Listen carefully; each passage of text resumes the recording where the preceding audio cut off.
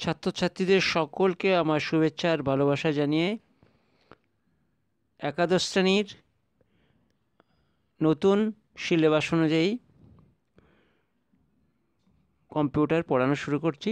আজ বলবো চতুর্থ প্রজন্মের বৈশিষ্ট্যগুলি, তার সুবিধা আর অসুবিধা।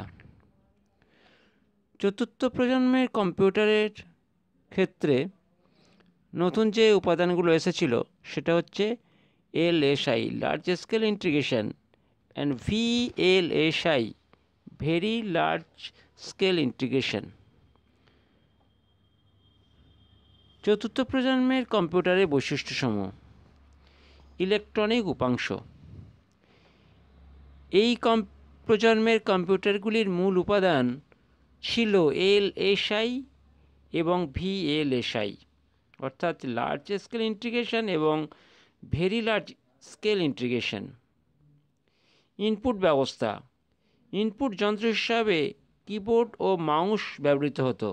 তাহলে তৃতীয় প্রজন্মে এসেছিল কিবোর্ড, আর চতুর্থ প্রজন্মে এলো মাউস।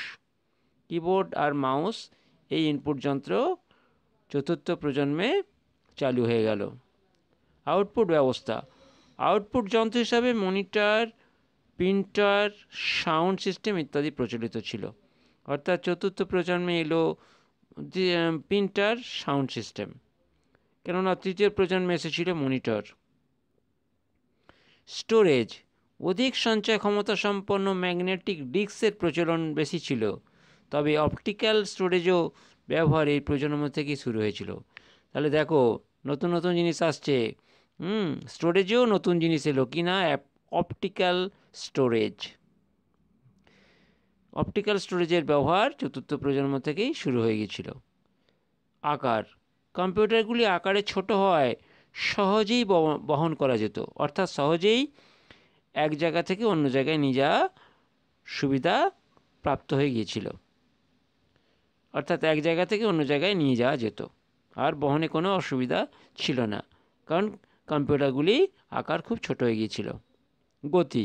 এই প্রজন্মের কম্পিউটারগুলি মাইক্রোসেকেন্ডে কাজ করত, মানে গতি অনেক বেড়ে গেল। শীততাপ নিয়ন্ত্রণ।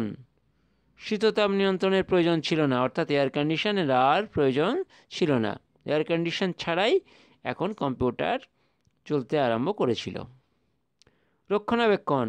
উন্নত মানের প্রযুক্তি ব্যবহৃত হওয়ার ফলে যান্ত্রিক গোলযোগ অনেক কম হতো, তাই বিশেষ রক্ষণাবেক্ষণের প্রয়োজন ছিল না। এই প্রজন্মে সবথেকে ভালো দিক যেটা এলো, যে রক্ষণাবেক্ষণের প্রয়োজন অনেক কমলো আর এয়ার কন্ডিশন প্রয়োজন ছিল না, তাহলে অনেক উন্নতি ঘটল।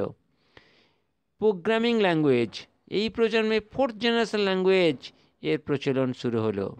তাহলে ফোর্থ জেনারেশনের যে সমস্ত ল্যাঙ্গুয়েজগুলো আছে সেগুলো আরম্ভ হয়ে গেল। মাল্টিটাস্কিং এবং মাল্টি ইউজার ব্যবস্থা। এই প্রজন্মের কম্পিউটারগুলিতে একসঙ্গে একাধিক কর্ম সম্পাদনের ব্যবস্থা চালু হয়। এছাড়া একসঙ্গে বহু ব্যবহারকারী কাজকর্ম নিয়ন্ত্রণ এই প্রজন্ম থেকেই শুরু হয়।